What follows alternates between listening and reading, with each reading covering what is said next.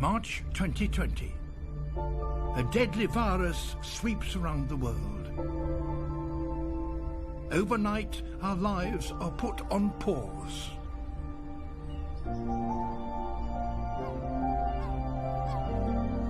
But as we stop, remarkable things start to change in the natural world. Clearer air,